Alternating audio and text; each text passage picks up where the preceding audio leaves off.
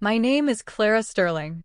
For the first 17 years of my life, that name felt like a borrowed coat, something that belonged to a family I was attached to but never truly a part of. I grew up in Port Blossom, a city that clings to the coast, perpetually damp with sea mist and smelling of salt and old timber. Our family home wasn't near the charming, tourist-filled waterfront, but further inland, a modern glass and steel structure that always felt cold, even in the height of summer. My mother, Eleanor, was a woman who organized her life with the same sterile precision she used to arrange the minimalist furniture. Love was a transaction, an investment with an expected return.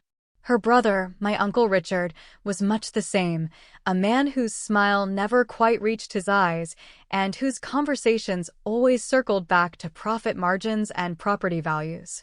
I was a quiet child, more comfortable with books than with the polite, empty chatter of my family's social gatherings. My only real sanctuary was with my grandfather, Arthur Penhaligon. He lived in a small, cluttered cottage on the other side of the city, a place that smelled of wood polish, Earl Grey tea, and the faint, metallic scent of the old clocks and watches he repaired. He was my mother's father, but he was a relic from a different world. Where my mother saw life as a balance sheet, Arthur saw it as a delicate, intricate mechanism, something to be handled with patience and wonder. He taught me how to find the North Star, how to identify birds by their song, and how to feel the story in the grain of a piece of wood. He was my anchor, my quiet harbor in the storm of my own family. The storm broke on a Tuesday in October. The call came from St. Jude's on the Bay, the sprawling hospital that overlooked the water. A massive stroke, the doctor said. A cerebral hemorrhage. By the time we arrived, Arthur was unconscious, a fragile figure lost in a sea of white sheets and tangled in a web of wires and tubes. The rhythmic beep of the heart monitor was the only steady thing in the room. My mother stood with her arms crossed, her jaw tight. My Uncle Richard paced by the window, his gaze fixed on the marina below, as if calculating the value of the yachts. His son, my cousin Julian, scrolled impatiently through his phone. We waited for hours, the silence in the room thick with unspoken anxieties, none of which seemed to be for the man in the bed. Finally, a doctor with tired eyes and a kind face entered. Dr. Evans. He spoke in calm, measured tones, but his words landed like stones. The bleed is extensive, he began, holding up a ghostly-looking scan. Standard treatment won't be enough. There is an experimental neurointerventional procedure we can attempt, but I have to be honest with you. The cost is significant, well over $100,000, and even with it, the chance of a meaningful recovery, him being able to speak, to walk, to live independently again, is less than 10%. He let that sink in. My family didn't cry. They didn't gasp. They just looked at each other, a silent, chilling consensus passing between them. My mother was the one who broke the silence. Her voice was as crisp and emotionless as if she were closing a business deal. He's 84. He's lived a full life. We're not going to bankrupt ourselves for a 1 in 10 chance at prolonging the inevitable. Uncle Richard nodded in grim agreement. It's a black hole, Eleanor. We'd be throwing good money after bad. It's the logical choice. Let the old man go, Julian added, finally looking up from his phone, his expression one of mild irritation. It's kinder, really. And just like that, it was decided. They were gone. Not with a tearful goodbye, but with the quiet, efficient finality of a decision made.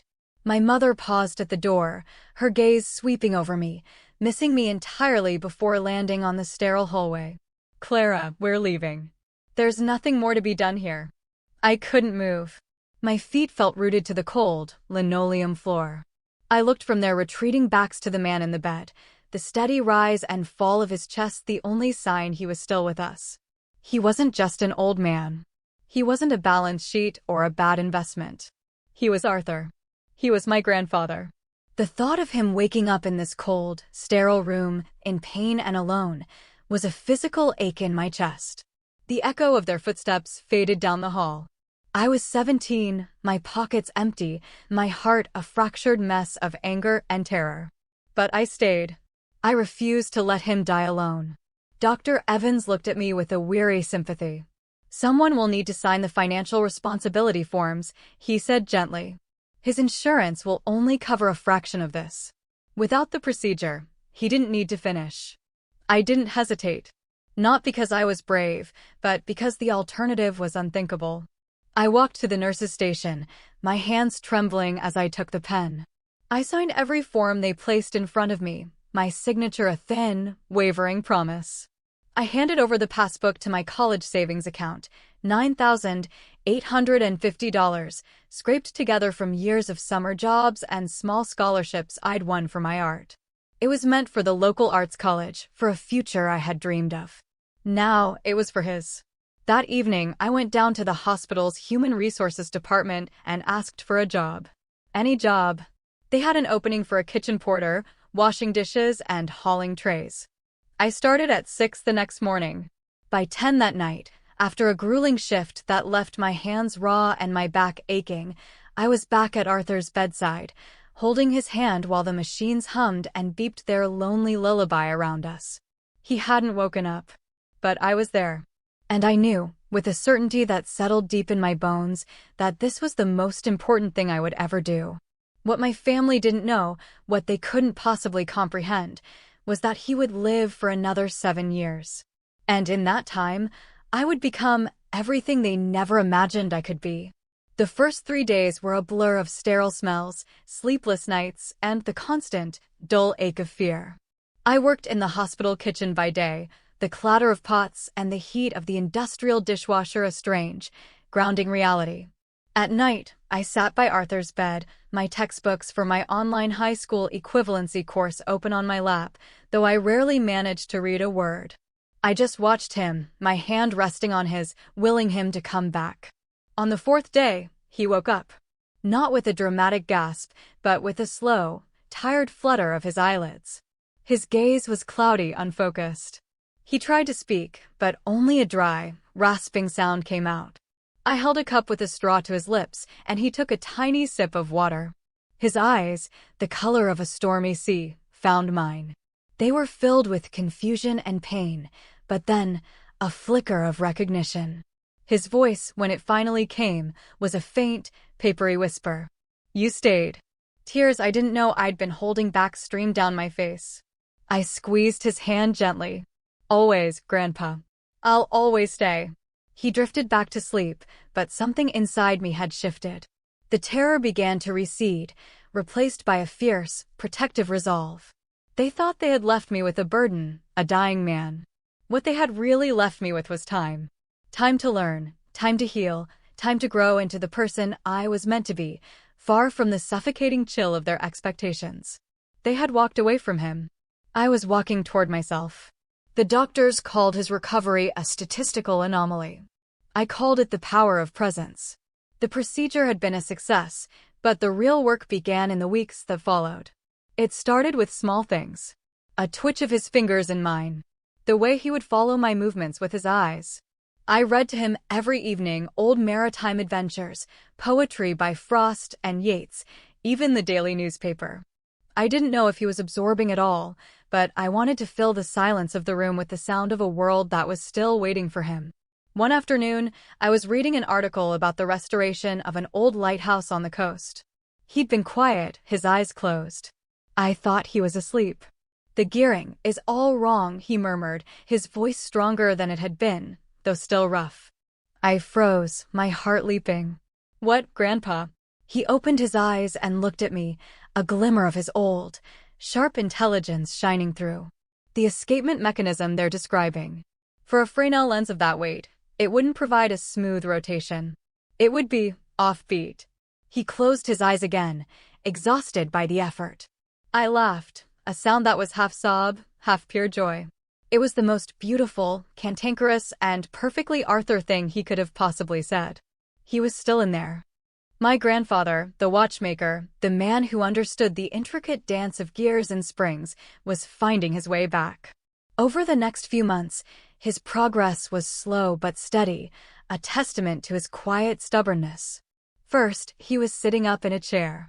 Then, with the help of a physical therapist and my unwavering arm, he took his first faltering steps. We moved out of the hospital and into a tiny, garden-level apartment a few blocks away. It was all I could afford. The air was perpetually damp, the single window looked out onto a brick wall, and the ancient radiator clanked like a ghost in chains. But it was ours. We filled the window box with herbs, and their scent of mint and rosemary mingled with the smell of the tea he now insisted on brewing every morning. It was a home. During the day, I continued my work at the hospital and took online classes for my GED. In the evenings, Arthur began to teach me. He couldn't work with his beloved watches anymore. His hands were no longer steady enough for the microscopic screws and delicate springs. So he turned his brilliant mind to other things. He sat at our small kitchen table, his hands resting on his cane, and guided me as I learned to fix things. Toasters, radios, a sputtering coffee maker, the flickering lamp a neighbor was about to throw out. Most people discard things when they break, he told me one evening, his voice gaining more of its old timbre each day. He pointed a slightly trembling finger at the complex innards of an old radio. They see a fault, a disruption, and they assume it's worthless. But if you take the time to understand how it works, to see the beauty in its design, you can almost always find a way to make it whole again. He looked at me, his eyes clear and direct. That goes for machines, Clara. And it goes for people too. Those lessons, under the buzz of our cheap kitchen light, were about more than soldering irons and wiring diagrams. They were about patience, about seeing potential where others saw only damage. They were about the quiet dignity of restoration. He was rebuilding my sense of self-worth, one repaired appliance at a time. One night, he watched me delicately solder a new capacitor onto a circuit board. I was focused, my hands steady, the motions becoming second nature. He nodded, a soft smile on his lips. "You have the mind of an engineer, my girl. A creator." I flushed, shaking my head. "I have the mind of a kitchen porter who's tired of eating cold soup." But I let his words sink in, a warm and welcome weight. It was the first time anyone other than him had ever suggested I could be more than just quiet, artistic Clara, the girl who didn't quite fit in. He saw a builder in me. He wasn't supposed to live, but he did. And because he lived, I was finally starting to. The silence from my mother and uncle was absolute. In the beginning, I had held on to a sliver of hope that they would come around. Perhaps when Arthur was discharged, when he was clearly recovering, they would call. But the calls never came. Instead, the small joint bank account my mother had set up for me was closed without warning. My phone, which had been on the family plan, was suddenly disconnected. The final communication was a curt, sterile email from my mother's assistant. "Eleanor has requested that you be removed from the family accounts. She considers your financial decisions to be your own responsibility now. She wishes you well. Wishes you well." The words were a slap in the face. I cried for a week. Not for the money or the phone, but for the cold, transactional cruelty of it. They hadn't just disowned me, they had erased me with the detached efficiency of balancing a ledger. I wasn't a daughter or a niece anymore. I was a liability that had been written off. Arthur saw the pain in my face, no matter how brightly I tried to smile. He never spoke ill of them, never uttered a word of blame. He simply sat with me one evening as I stared blankly at the wall and placed his warm, wrinkled hand over mine. "Some people, Clara," he said softly, "only know how to love what is easy and convenient. Their love is a fair-weather thing. It cannot survive a storm. You are not one of those people. Your heart is an all-weather vessel. It is a rarer and far more precious thing." Money was a constant, grinding worry. I took on extra shifts, mopping floors in the empty hospital corridors late at night after my kitchen duties were done. I studied for my exams in the 10-minute breaks between tasks, the scent of bleach clinging to my clothes. I often skipped dinner so that Arthur could have a proper meal with fresh vegetables and the good bread he liked. He noticed, of course. He noticed everything. One day, he made me a proposition. "I will teach you everything I know," he said, his tone serious. "Schematics, basic electronics, the principles of mechanics. But you must promise me one thing. You will charge people for your work. Your time and your skill have value. Never let anyone, including yourself, forget that. It started small. Our neighbors, hearing about the girl who could fix anything, began to knock on our door. A broken vacuum cleaner. A temperamental lawnmower. A vintage record player that had been silent for years. We set up a little workshop in a corner of our cramped living room. By the end of the first month, we had a shoebox with a handful of bills labeled Repair Fund. By the end of the year, people from all over the neighborhood were seeking out the Penhaligon workshop. They would bring their broken treasures, and while I worked, Arthur would sit with them, drinking tea and listening to their stories. We weren't just fixing things, we were mending small pieces of people's lives. One evening, while I was carefully reassembling the intricate gears of a beautiful old mantel clock, Arthur said, almost to himself, "You don't need their name to build your own legacy, Clara." I looked up from my work. "Whose name?" He just smiled, his eyes twinkling. "Sterling is a fine name. But the name you are building for yourself, that one is forged, not inherited." That was the night I truly understood. He wasn't just teaching me to survive. He was preparing me for a life of my own making, a life that required no one else's permission. That year, I earned my GED with honors. The following spring, with Arthur's unwavering encouragement, I applied to a competitive engineering program at the State University, designed for non-traditional students. I almost didn't send the application. The fear of not being good enough, of not belonging, was a paralyzing weight. The people who truly belong in a room, Arthur told me, looking up from the schematics I'd been drafting, are not the ones who were born in it. They are the ones who saw a wall and had the courage to build a door. So, I built my door. And a few months later, an acceptance letter arrived. I had walked through it. 7 years. That's how much time had passed since that awful day in the hospital. 7 years since I'd signed away my future with a trembling hand, and in doing so, found a better one. In those 7 years, I had become Clara Sterling, not by birth, but by effort. The girl with the soldering iron and the dishpan hands had become a woman who built systems, a fixer of things others saw as disposable. A woman with a name that meant something. It started on our kitchen table. Spurred by a story of an elderly neighbor who had a bad fall and wasn't found for a day, Arthur and I began to design a new kind of emergency alert device. Not the cold, clinical pendants that felt like a surrender, but something discreet, wearable, and intelligent. Something that could learn a person's routine and detect anomalies, a sudden fall, a prolonged lack of movement, and send an alert not just to an emergency service, but to a designated circle of family or caregivers. We called it Heartless.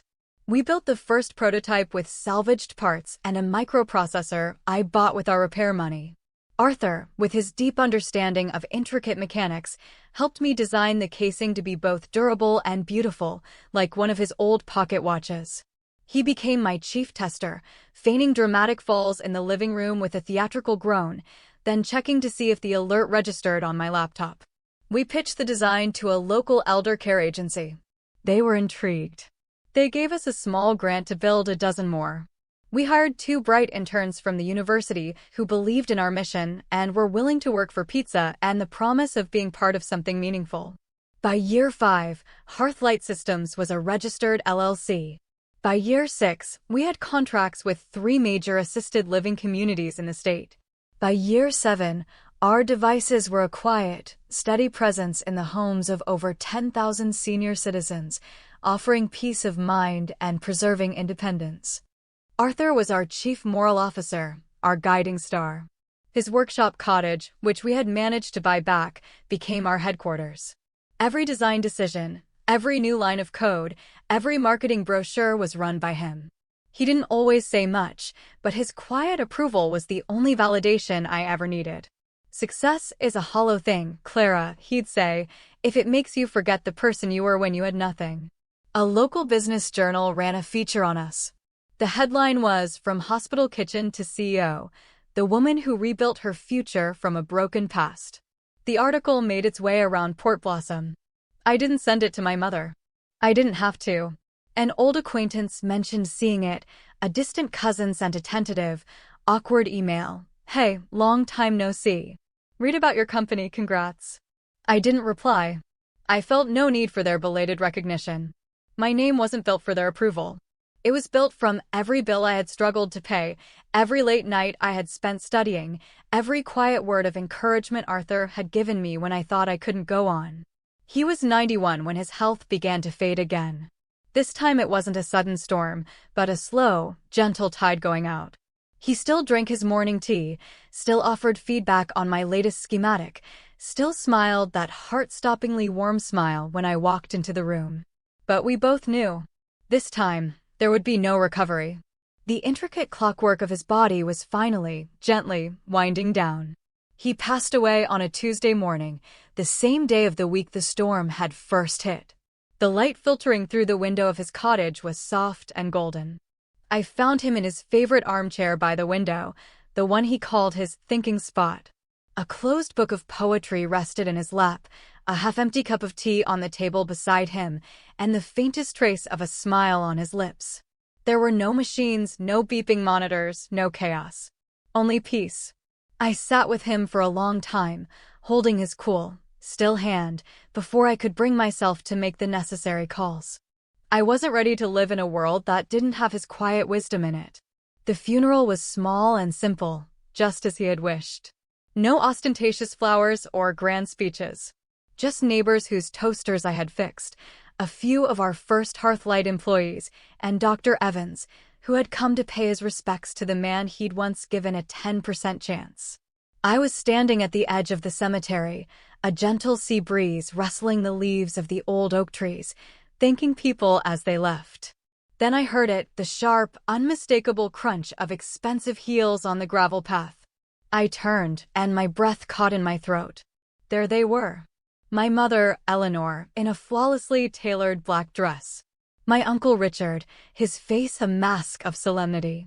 My cousin Julian, looking uncomfortable and out of place in a suit that was too slick for the occasion. They approached me as if they were tourists visiting someone else's grief. My mother opened her arms, a gesture of hollow theatricality. "Clara, my dear. You've grown into such a remarkable woman." I didn't move. I didn't speak. The space between us felt like a chasm 7 years wide. She tried again, her voice softening with practiced sympathy. "I know things were complicated back then, but we are still family. And your grandfather, he would have wanted us all to be together at a time like this." A bitter laugh threatened to escape my lips. I wanted to scream. I wanted to ask her if she remembered leaving me in that fluorescent-lit hallway like a piece of forgotten luggage. But I swallowed the anger. It was an old, useless fuel. I simply nodded toward the chapel where the service had been held. "You're too late for the service. It's over." Later, as I was gathering the leftover programs, she approached me again.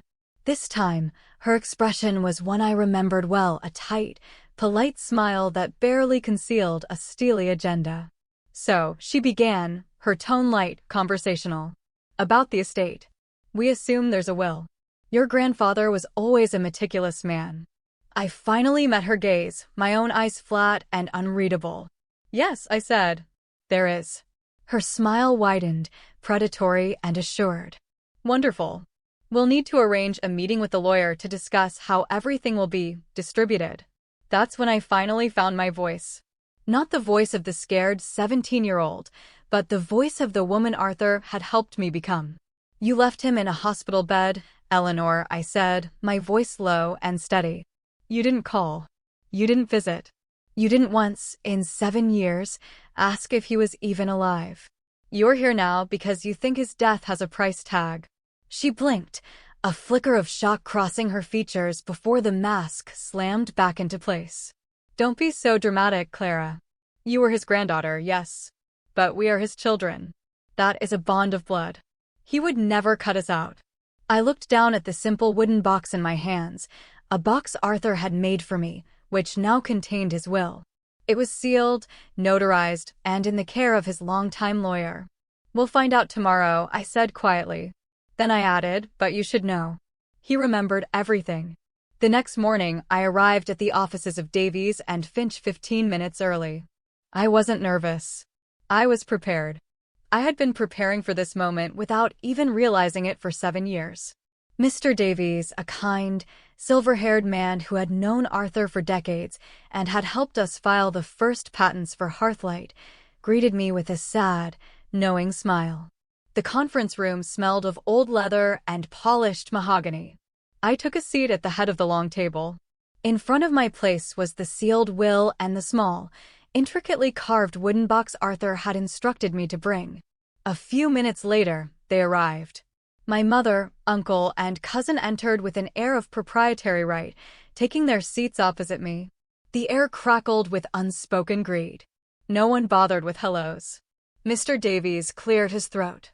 "We're here for the reading of the last will and testament of Mr. Arthur Penhaligon, dated 1 year ago, notarized, and legally confirmed." He paused, his gaze resting on me.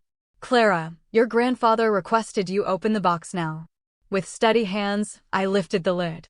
Inside, nestled on a bed of dark velvet, was Arthur's favorite watchmaker's loop, the one he used for his finest work. Beneath it lay a small, sleek flash drive and a single, folded piece of paper.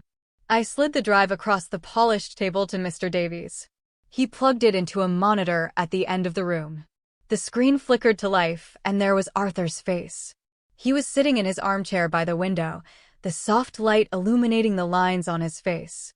He looked directly into the camera, his expression calm and resolute. His voice, clear and steady, filled the silent room. "If you are watching this," he began, "then my time has run out. And if the people I expect to be in this room are, in fact, here, well, I can't say I'm surprised." My mother shifted in her chair. Julian stared at the ceiling. "Let me make this perfectly clear," Arthur's voice continued, gentle but unyielding. "I, Arthur Penhaligon, being of sound mind and body, do hereby bequeath the entirety of my estate, including all shares in Hearthlight Systems, the deed to my property and workshop, all personal accounts, and the intellectual property rights to all my designs and patents, to my granddaughter, Clara Sterling. Everything." My uncle's jaw dropped. My mother leaned forward, her face contorting in a mask of fury. "This is absurd. It's not legal." He was clearly manipulated. She was with him every day, poisoning him against his own family. Mr. Davies held up a hand, stopping her tirade. He slid a document across the table. Mr. Penhaligon completed a full cognitive and psychological evaluation with a court-appointed specialist 1 week before this recording was made. He was found to be of exceptionally sound mind.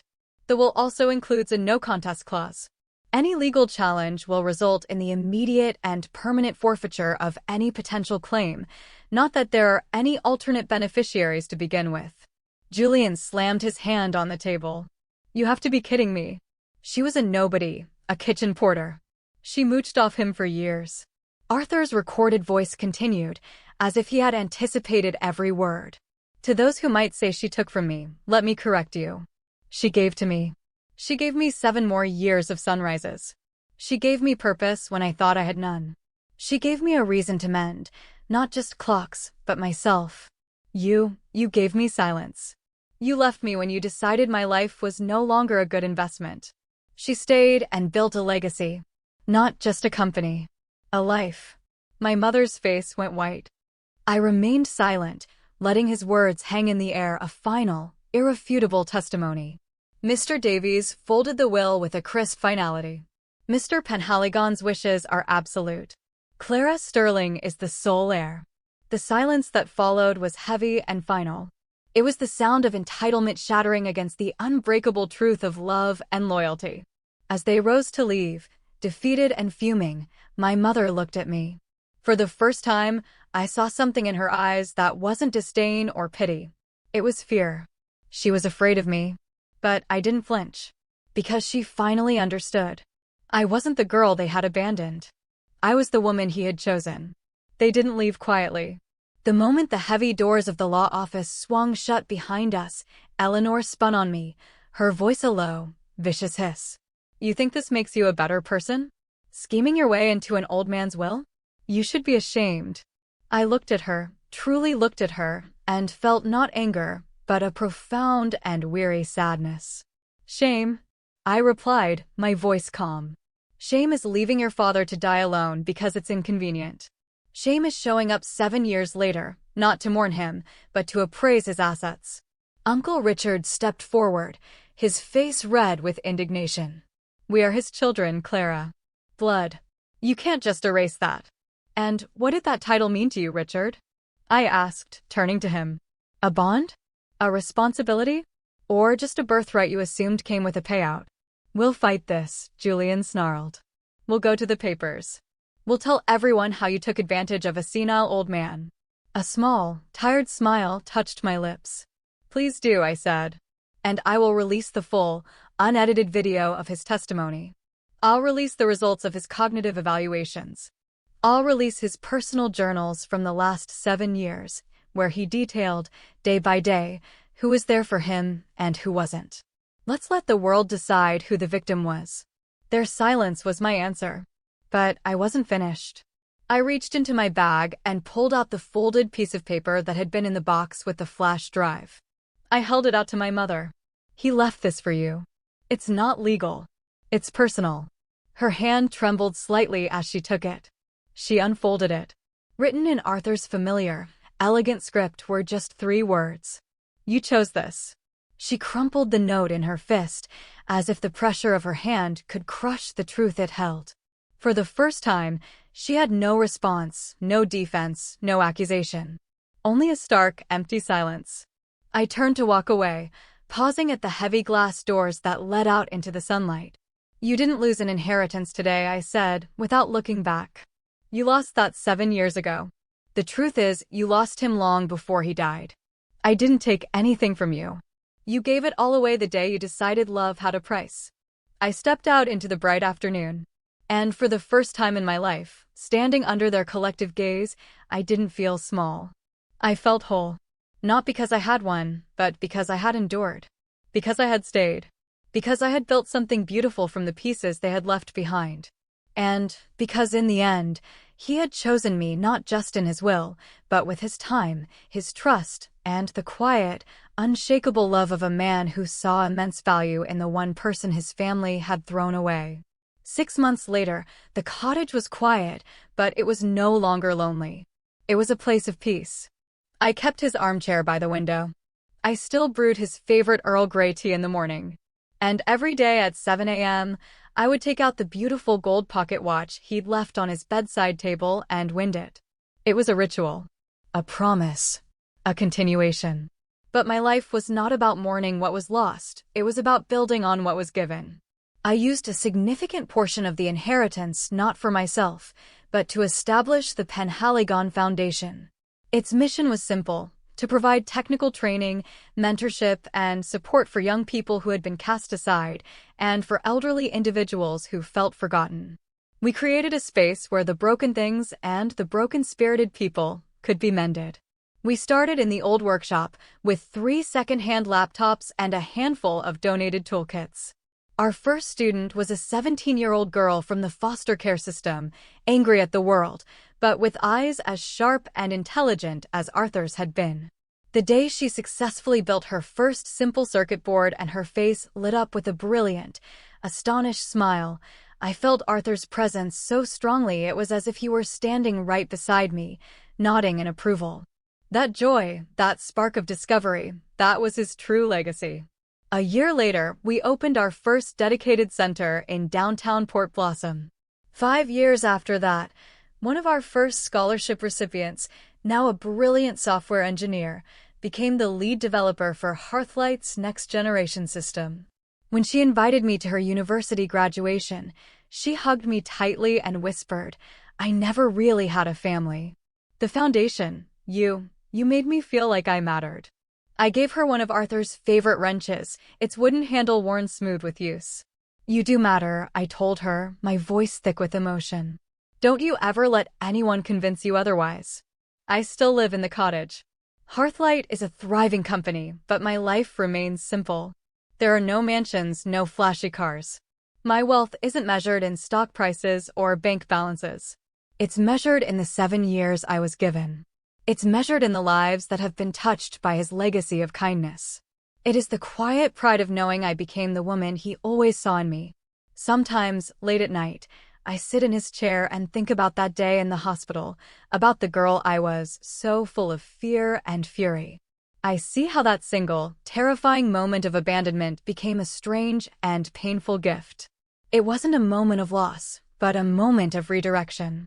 It led not to bitterness, but to belonging. Not to revenge, but to restoration. Tonight, I will win the pocket watch again, its steady ticking a comforting heartbeat in the quiet house. And one day, when I find someone else who needs to learn the value of staying, of mending, of building a life from the pieces, I will pass it on. Not because it's valuable, but because it holds the memory of a love that was stronger than logic, more precious than any inheritance. And I will say what he once said to me, the words that rebuilt my world: you stayed. You built. Now, it's yours.